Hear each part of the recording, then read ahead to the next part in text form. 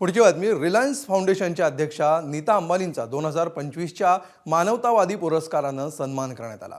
ओडिशातील Kalinga institute of social सायन्सेसतर्फे नीता अंबानींचा शिक्षण, क्रीडा, आरोग्य आणि ग्रामीण विकास या क्षेत्रातील त्यांच्या योगदानाबद्दल तसंच मानवतावादी कार्यासाठी आणि योगदानाबद्दल गौरव करण्यात आला.